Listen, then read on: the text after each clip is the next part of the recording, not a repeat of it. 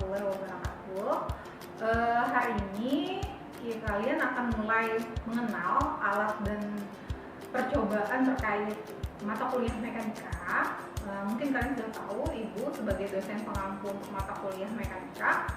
Nantinya dalam beberapa video ke depan kalian akan mengenal ada yang namanya nanti pengukuran dasar, bagaimana menggunakan beberapa alat ukur dasar yang diwakili oleh ada stopwatch, nantinya termometer,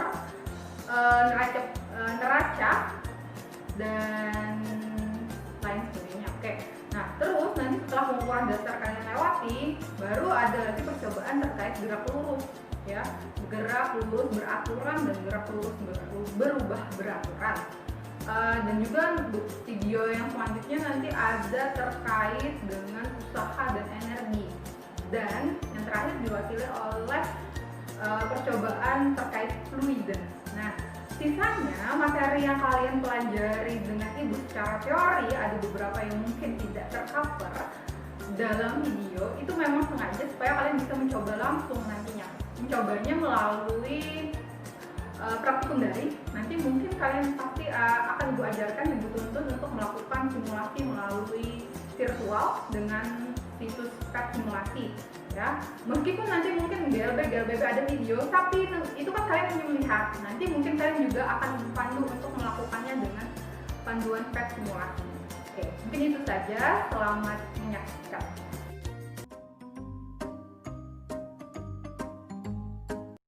Halo semuanya, berikut akan saya demonstrasikan penggunaan salah satu alat ukur panjang yang bernama jangka sorong.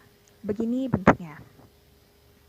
Fungsi alat ini untuk mengukur panjang, kedalaman, dan diameter suatu benda, seperti pipa, bola, dan lain-lain. Jangka sorong memiliki dua rahang atas dan rahang bawah. Ini skrup. Fungsinya untuk menggeser rahang sesuai ukurannya. Digeser seperti ini. Pada rahang bawah ada rahang tetap dan rahang geser. Rahang ini untuk mengukur. Nah, rahang bawah ini untuk mengukur diameter luar benda. Ya, untuk mengukur diameter luar benda. Pada rahang atas ini, yang kecil ini, fungsinya untuk mengukur diameter dalam benda.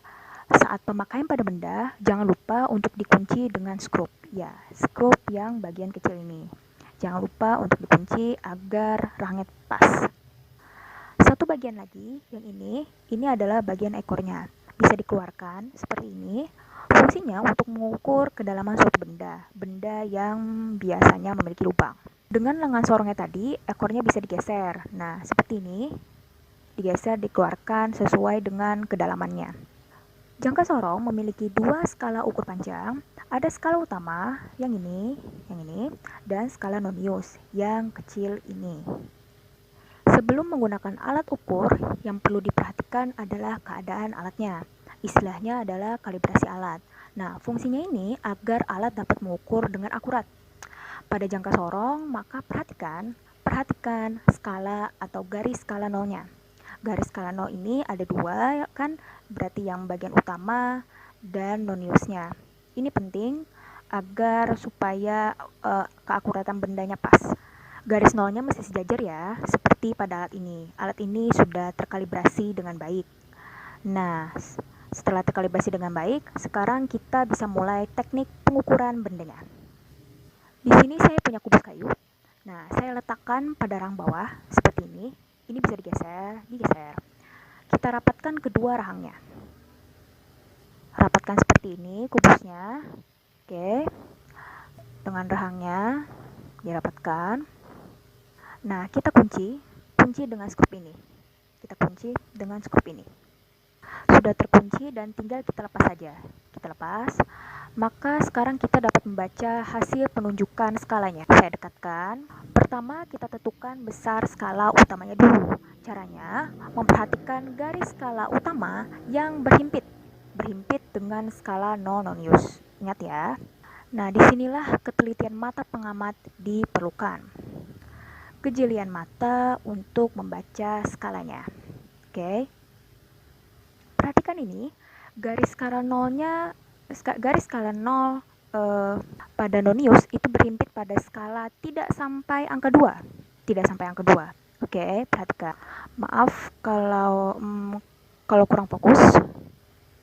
Nah, sudah cukup jelas ya? Sudah cukup jelas. Maka nilai skala noniusnya adalah 1,9 cm ya, karena himpitan garis nolnya tidak sampai pada skala 2 yang di atas ini. Itu nilai skala utamanya. Sekarang menentukan besar skala nonius. Caranya memperhatikan garis skala yang saling berhimpit lurus dan sejajar. Nah, kita amati di antara garis-garis skala ini mana yang sejajar. Oke. Nah, perhatikan skala noniusnya mana yang berhimpitan. Skala 1 bukan, 2 juga bukan, 3 bukan, 4 bukan, 5 bukan, 6 juga bukan, 7 juga bukan. Oke. Kita perhatikan lagi butuh kejelian dalam mengamati himpitan skala ini. Oke, kita amati. Ini dapat lihat bahwa skala yang saling berhimpitan ada pada 8, angka 8 nonius. Nah, sudah terlihat himpitan garis lurusnya. Skala 8 ini bukanlah nilai sebenarnya atau besar sebenarnya. Ini akan kita hitung secara matematis nantinya. Dengan juga data yang sudah kita ambil sebelumnya juga, yaitu skala utama. Maka sudah kita dapatkan data-data dari hasil pengukuran skala itu tadi. Setelah membaca skala-skala tadi, maka masuk ke tahap perhitungan hasil pengukurannya. Nah, pada papan tulis sudah saya tuliskan. Di sini kita akan belajar yang namanya NST dan ketidakpastian. Oke. NST itu adalah nilai skala terkecil yang mana merupakan hasil dari pembagian skala terkecil dibagi jumlah skala. Skala pada apa? Yaitu skala utamanya. Oke. Nah, kita lihat lagi pada jangka sorong. Itu pada skala utama ya. Sebentar, ini agak blur. Saya atur dulu. Masih blur. Sudah jelas dari sini, maka skala terkecilnya itu adalah 1. ST-nya 1 dan jumlah skala. Nah, jumlah skala ini adalah jumlah garis skala terkecil atau jumlah garis skalanya yang paling kecil itu ada 10. Maka 1 dibagi 10 sama dengan 0,1 cm. Itulah nilai NST-nya. Selanjutnya menentukan nilai ketidakpastian atau simbolnya itu delta L. Rumusnya setengah dari NST. NST kita sudah dapat 0,1 cm, maka setengah dikali 0,1 cm. Hasilnya 0,05 cm. Barulah mentotalkan atau menjumlahkan data pengukuran kubus kayu tadi. Nah, ini SU-nya kita sudah dapat 1,9 cm dan SN-nya 0,08 cm. Kita totalkan, maka hasilnya itu adalah 1,98 cm. Maka itulah total panjang dari kubus itu tadi. Untuk penulisannya, itu dituliskan dalam kurung hasil plus minus delta L. Hasilnya itu tadi adalah 1,98 cm dan delta-nya adalah 0,05 cm. Ini ya. Maka ditulislah seperti itu. Cukup, sekian demonstrasi singkat mengenai jangka sorong, pengukuran, dan penulisannya.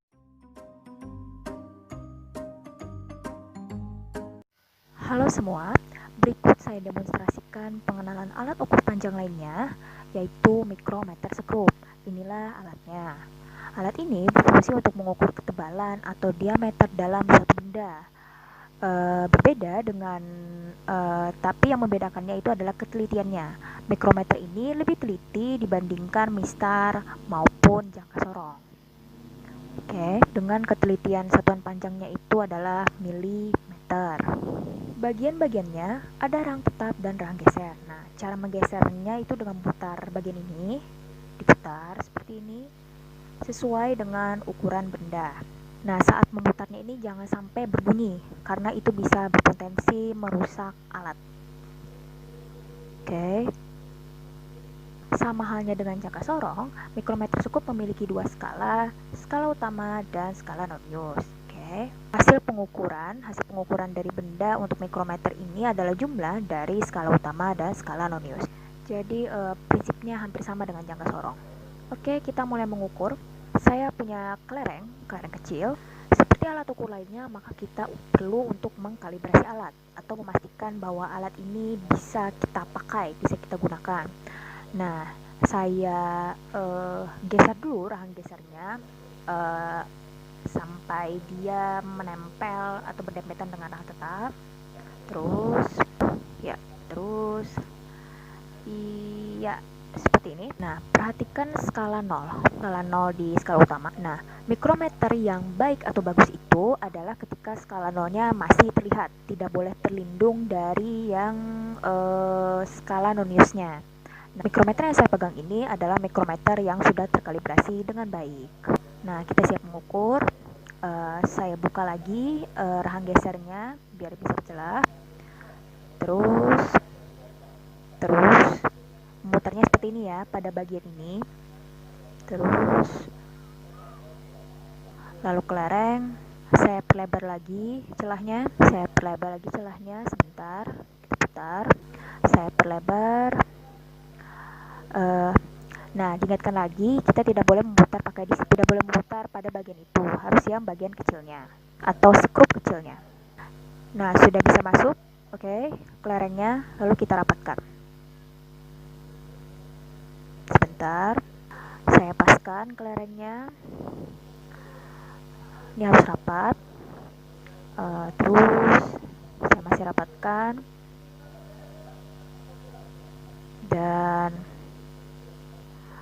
ya kita pastikan rapat antaranya ini. Oke. Nah, baru kita kunci. Penguncinya yang ini.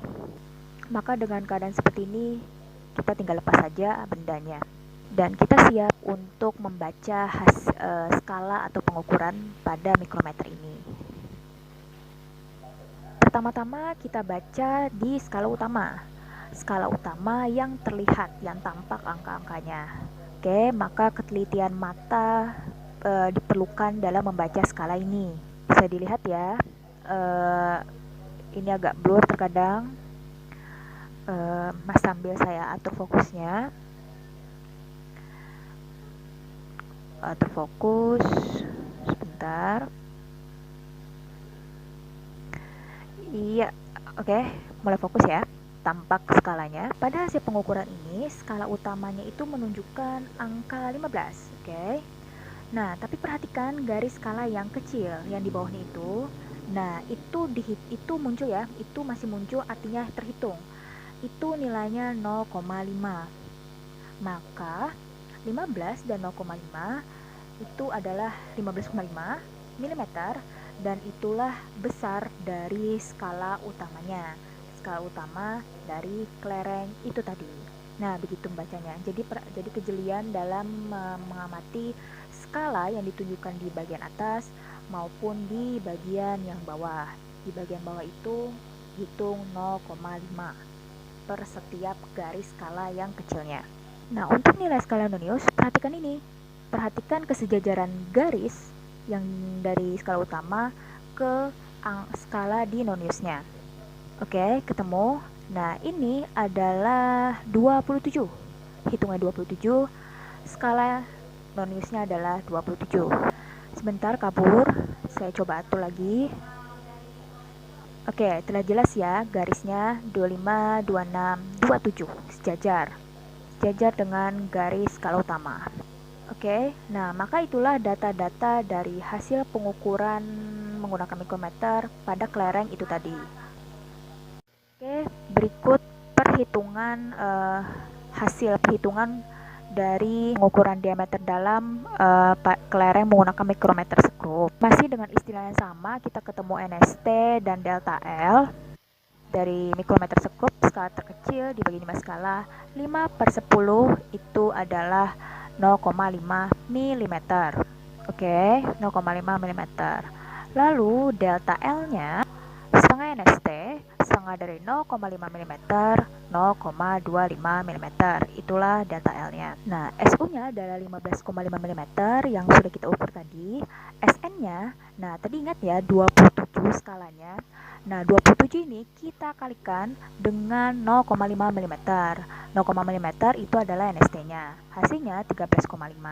Jumlah dari kedua total ini, inilah panjang dari, maksudnya diameter dalam dari kelereng itu tadi.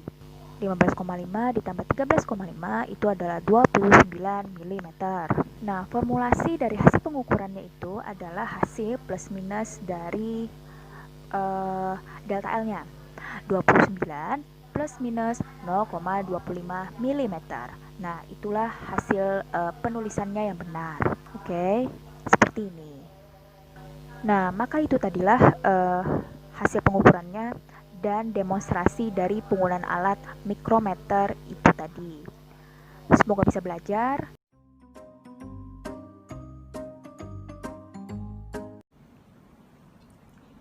Ya, selamat datang di praktikum pengukuran yang selanjutnya.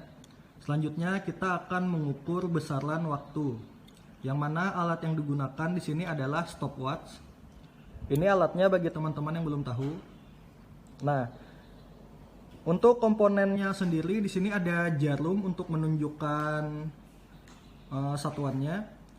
Untuk satuannya di sini besarannya adalah detik atau second. Jadi di sini ada 5 detik, 10 detik sampai 60 detik atau mencapai 1 menit. Nah, untuk penggunaannya bagaimana? Untuk penggunaannya di sini ada 2 tombol. Tombol yang paling atas ini adalah tombol untuk memulai dan menghentikan. Langsung saja kita praktekkan teman-teman sekalian. Ketika saya pencet tombol ini 1 kali, nah, dia akan mulai. Apabila saya pencet 1 kali lagi, maka dia akan stop atau berhenti. Untuk melanjutkan perhitungan kita yang sudah kita jalankan tadi, cukup dengan menekan sekali lagi. Nah, dia akan jalan. Ketika kita pencet sekali lagi, dia akan berhenti. Nah, simpel saja cara penggunaannya teman-teman. Nah, lalu bagaimana caranya jika kita ingin mengulangi perhitungan kita? Caranya itu dengan menekan tombol kedua yang ada di sini. Tombol ini berfungsi untuk mengulangi perhitungan atau mereset perhitungan. Coba kita pencet teman-teman. Nah, dia akan kembali ke 0. Jadi kita bisa memulai perhitungan dari awal lagi. Nah, oke, itu saja penjelasan untuk alat stopwatch. Nah, kemudian di sini ada yang namanya nilai skala terkecil dan ketidakpastian. Oke. Untuk stopwatch ini, nilai skala terkecilnya itu bukan 5, kawan-kawan sekalian. Meskipun di sini angka 5 adalah angka yang paling kecil yang terlihat di sini, tapi itu bukanlah nilai skala terkecil. Seperti yang kawan-kawan bisa lihat, sebelum angka 5 masih ada garis-garis yang lain. Nah, sebenarnya nilai skala terkecil itu adalah skala pertama setelah angka 0. Jadi bisa kalian lihat kawan-kawan sekalian, di sini ada garis pertama. Nah, lalu berapakah besaran skala terkecil tersebut?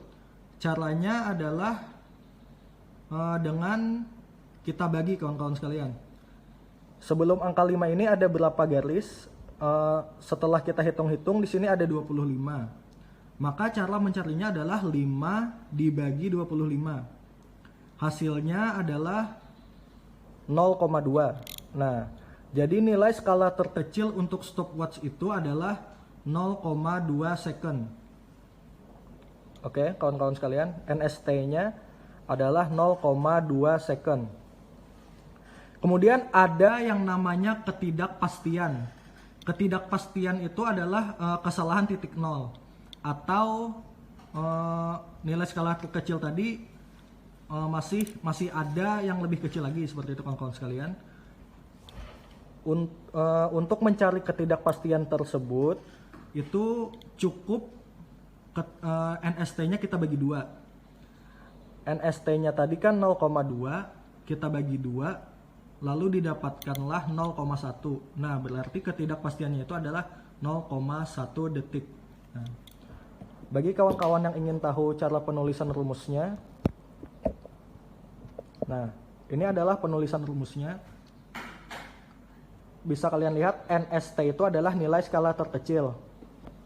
Nah, NST-nya caranya adalah seperti tadi, 5 detik dibagi 25, hasilnya 0,2 detik. Untuk ketidakpastian itu dituliskan sebagai delta. Karena di sini kita mengukur besaran waktu, maka satuannya adalah T kecil. Ingat, T kecil. Kalau T besar itu adalah suhu. Di sini bisa kita lihat NST kita bagi 2, yaitu 0,2 second dibagi 2 sama dengan 0,1 second atau 0,1 detik. Ya, begitu saja penjelasan dari saya mengenai mengenai perhitungan besaran waktu. Sekian dari saya, terima kasih. Assalamualaikum warahmatullahi wabarakatuh. Jadi hari ini kita akan belajar yang namanya pengukuran dasar, utamanya pengukuran tentang massa. Jadi untuk pengukuran massa itu kita memakai yang namanya neraca Ohaus. Jadi seperti bisa kalian lihat di sini, ini adalah neraca Ohaus dengan berat maksimal yaitu 311. Nah, di sini ada 4 buah skala pada neraca Ohaus. Ada skala terbesar di 200 gram, ada skala kedua yaitu di maksimal 100 gram, di skala ketiga 10 gram, dan yang skala keempat yaitu 1 gram. Nah, untuk neraca Ohaus ini kita harus tahu dulu berbagai komponen yang ada di sini. Untuk mengukur sebuah keakuratan benda, kita harus melihat garis yang berhimpitan. Garis berhimpitan ini harus sesuai dengan angka 0. Jika tidak sesuai dengan angka 0, maka hasil pengukuran itu tidak akurat. Maka kali ini kita langsung coba dulu mengukur sebuah benda. Di sini saya ada sebuah benda seperti pelatan logam ini. Hari ini kita akan mengukur pelatan logam ini berapakah ukurannya. Jadi langsung saja kita timbang di sini. Sebelum kita menimbang, pastikan dulu semuanya ini 0. Skala pertama 0, skala kedua 0, skala ketiga 0, dan skala keempat 0. Nah, di sini bisa kalian lihat bahwa skala neraca Ohausnya masih terangkat dan tidak akurat seperti angka 0. Maka dari itu kita harus mencoba mengukurnya dengan memindahkan gagang ini ke angka-angka yang berikut ini agar berat bebannya bisa sesuai. Mari kita coba. Di sini kita nolkan dulu. Ini kita naikkan sekitar setengahnya, 50. Lihat di sini dia masih naik turun. Kita lihat lagi nolnya. Kita pindahkan, kita sesuaikan. Nah, lalu kita tahan di sini. Nah, bisa terlihat bahwa di sini bisa kita lihat bahwa ukurannya sudah menyentuh angka 0, yang artinya ukurannya bisa dibaca dari 4 skala berikut.